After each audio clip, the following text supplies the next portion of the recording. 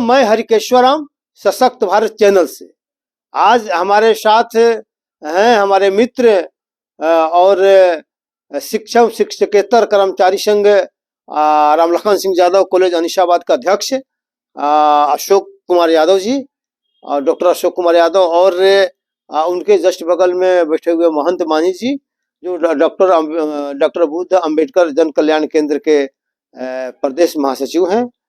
और आज हम लोग डिस्कशन का मुद्दा अभी ये होने जा रहा है कि लक्ष्मण यादव पर पूरा देश भी चर्चा में बना हुआ है। तो कौन लक्ष्मण यादव में क्या खासियत थी जिसके कारण पूरा देश में छाए हुए हैं और पॉलिटिकल पार्टियां भी उन्हें गले लगाने के लिए तैयार है। आम तौर पर देखा जाता है कि जो तेज तर्रार आदमी होता है तो पॉलिटिकल पार्टियां उसके अपने साथ नहीं लेना चाहती है क्योंकि उसको नेतृत्व को लगता है कि वो आकर हमारे नेतृत्व को चुनौती देगा।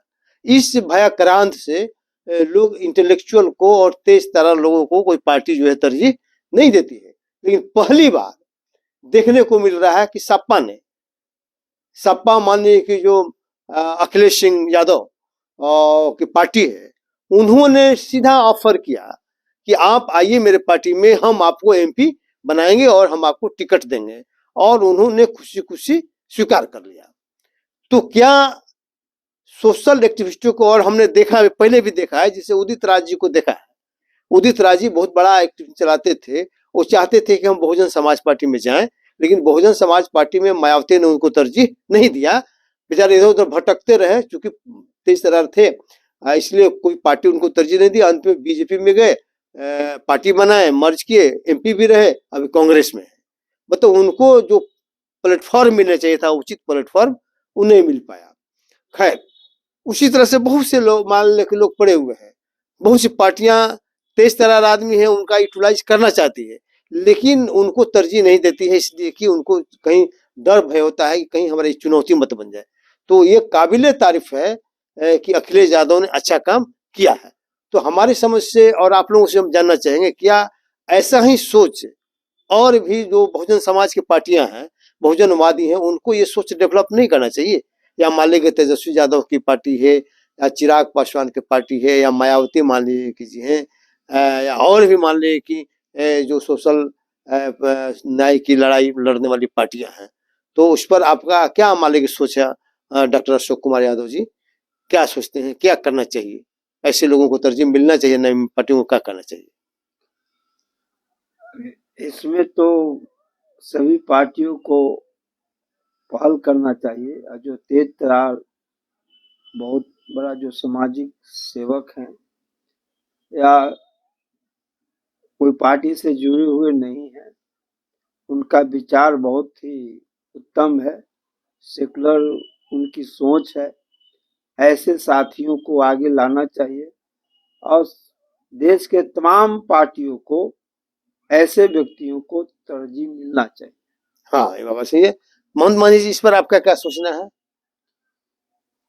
ये बात सही है, आपका कहना तो 100% सही है कि इस तरह के सभी पार्टियों को करना चाहिए, और जो लोग नहीं करते और मान लेते हैं कि सहानुभूति है, तो सहानुभूति के लायक जो शख्स है जिसको इसलिए हटा दिया गया कि वो सरकार से जनता की जो आवाज है उससे बात करता था, जानना चाहता था, उनके संबंध में हर जगह बोल रहे, साहस थी।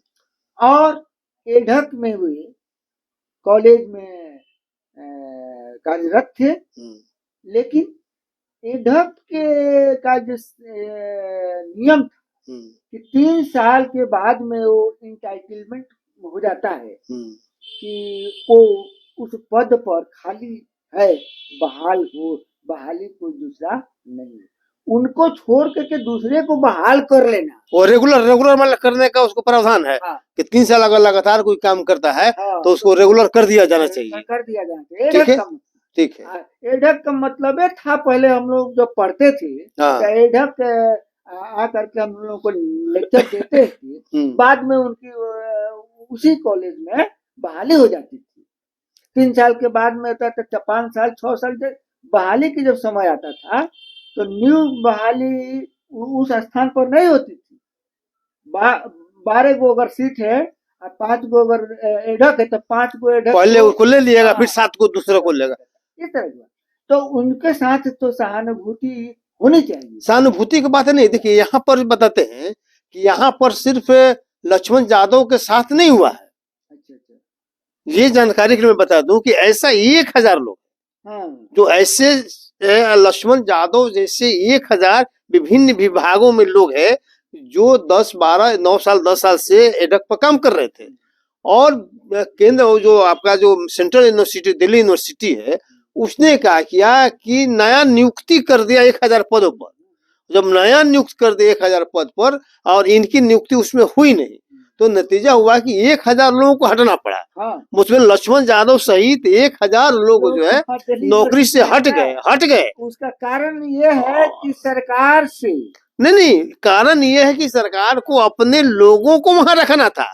तो आरएसएस के जो लोग थे, कहीं आरएसएस के माध्यम से कहीं कोई पैरवी करके आया, कहीं अहमद उसी को इंटरव्यू करके रखा गया, ये आरोप मान ली कि चल रहा है बहुत दिनों से, इस तरह की बात हो रही है। तो इस तरह से मान लीजिए कि सिर्फ उनके साथ नहीं हुआ, लेकिन चूंकि लक्ष्मण यादव एक अच्छे वक्ता हैं और बहुत बारीकी से बहुत सही तरीका से किसी तथ्य को रखते हैं तो समाज में उनकी काफी प्रतिष्ठा है, काफी लोकप्रियता है। तो उस लोकप्रियता को भजाने के लिए कोई सामने तो आया, अदरवाइज सिर्फ लोकप्रियता का लाभ लोग उठाता है। बोला कि अच्छी अच्छी बात बोलिए, आप हमारे पार्टी के पक्ष में बोलिए, लेकिन हम आपको तरजीह नहीं देंगे इसलिए कि आप तेज तर्रार हैं। जैसे ही आप पाइएगा तो हमारा नेतृत्व को चुनौती दे दीजिएगा। लेकिन ये सराहनीय कदम है, मान लीजिए कि इनका क्या कहते हैं अखिलेश सिंह यादव का। अब उसी तरह एक और उदाहरण देख लीजिए, जैसे ये रावण जो है चंद्रशेखर रावण, इन्होंने बहुत प्रयास किया कि बहन मायावती हमको फुआ फुआ करके हमको रख ले, लेकिन मायावती ने उनको तरजीह नहीं दिया।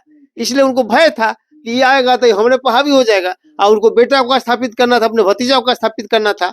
तो खैर वो मान लो होगा, लेकिन उम्मीद की जानी चाहिए कि अब लोगों को जो बहुजनवादी पार्टी है जो सामाजिक न्याय की करना चाहिए। अब सामाजिक न्याय की अन्य जो पार्टियां हैं उनको सोशल एक्टिविस्टों को तरजीह देना चाहिए, जो जिस लायक है उसको आगे बढ़ाना चाहिए और उसको चुनौती नहीं स्वीकार करना चाहिए कि हमको चुनौती देने वाला। चुनौती अगर देगा भी तो पार्टी के हित में ही होगा। अगर बड़ा से बड़ा चुनौती जब सामने आपको आएगा तो पार्टी भी उसी रूप में तैयार होगी। तो हमको लगता है कि इसी बिंदु पर आज हम लोग बात जो किए और बात समाप्त करते हैं और फिर आगे अन्य बातों पर हम लोग विचार करेंगे। जय भीम, जय भारत, जय संविधान।